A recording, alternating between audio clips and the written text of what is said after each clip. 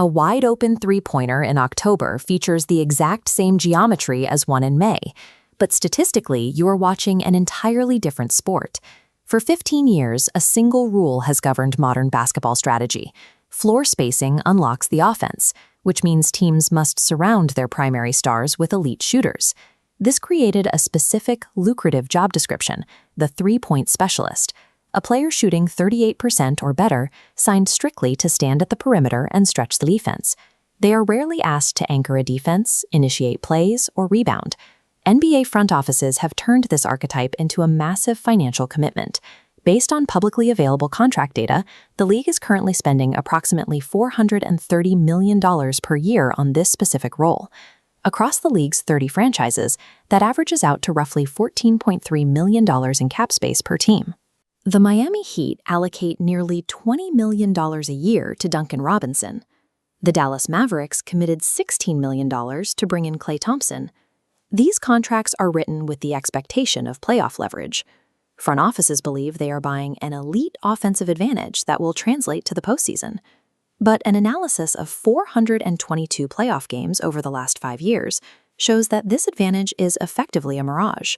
The data proves that in the games where championships are actually decided, this specific statistical edge completely disappears. NBA front offices collectively spend nearly $500 million every year on a regular season luxury that statistically amounts to a coin flip once the playoffs begin. To find the flaw in the spending, we have to look at the wide-open three, a shot with the closest defender at least 6 feet away. In the regular season, the performance gap is clear. Elite shooters hit 45.3% on these looks, while sub-average shooters hit 34.7%.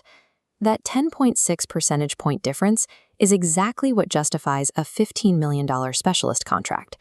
But in the playoffs, the elite efficiency drops and the sub-average efficiency rises. The gap you paid a premium for collapses to just 1.7 percentage points. This happens because of how playoff defenses behave. They often intentionally leave a sub-average shooter alone, allowing them to take cleaner, more rhythmic shots. Conversely, elite shooters face intense closeouts. Even if a shot is technically logged as wide open, the defender is usually chasing them off the line with a level of focus that is absent in the regular season. This structural pressure creates a measurable efficiency decay across the league's top specialists. It's a trend we can see in individual player data. Of the 15 highest-paid elite shooters over the last 5 seasons, 14 of them saw their three-point percentage drop significantly in the playoffs. Even the greatest shooter in history is affected by this environment. Stephen Curry sees a drop of 2 percentage points. Kevin Durant's efficiency drops by 4.1%. The phenomenon isn't about talent, it's about the dimensional load of a playoff defense. The 10.6% gap that earns these players their contracts is systematically erased by the defensive focus of the postseason. We zoomed out to full game outcomes using a dataset of 422 playoff games. The data shows that regular season shooting percentages are excellent at predicting blowouts. If you have the better shooting team, you win games by 12 points or more over 83% of the time.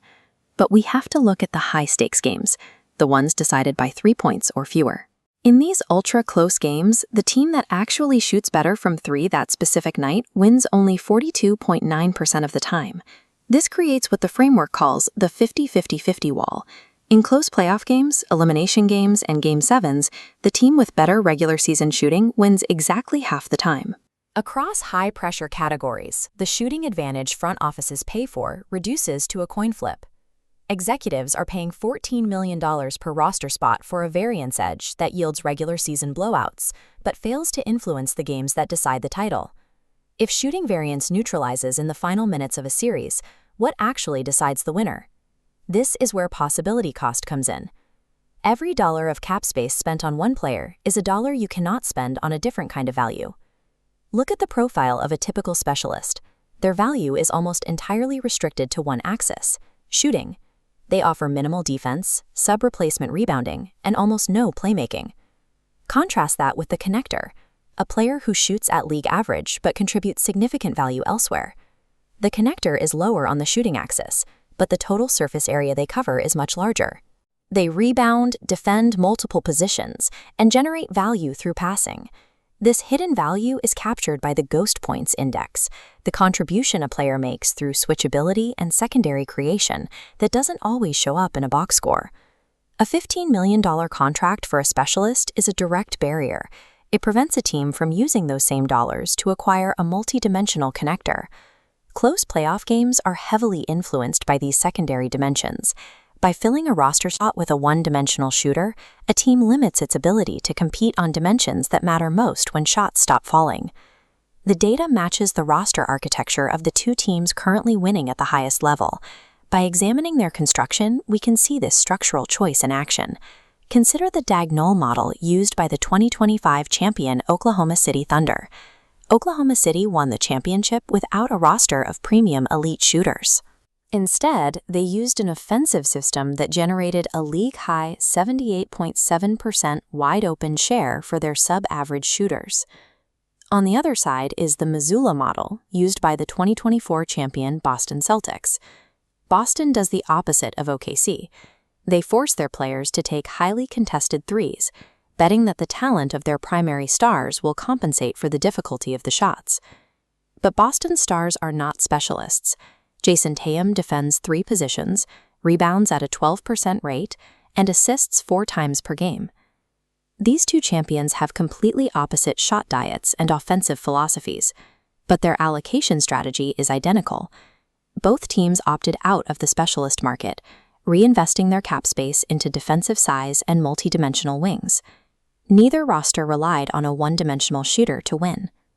The path forward for NBA front offices is clear. Convert the $15 to $20 million specialist slot into a multi-dimensional connector slot. To make this work, a team must accept a 3 percentage point drop in perimeter shooting in exchange for a massive increase in rebounding, defensive switchability, and playmaking. Josh Hart is the operational form of this strategy. His value comes from the dimensions the playoffs reward: defense, rebounding, and transition pressure.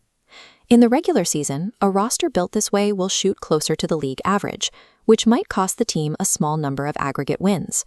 But in the playoffs, that roster won't be dependent on shooting variance. They will be built to win on the dimensions that stay stable when the game slows down. The market mispricing exists because analytics have spent 15 years valuing the specialist bucket over the connector bucket. The $430 million shooter's mirage is the cleanest arbitrage opportunity in basketball. The first teams to move their money out of specialization and into multi-dimensional contribution will build an insurmountable championship advantage.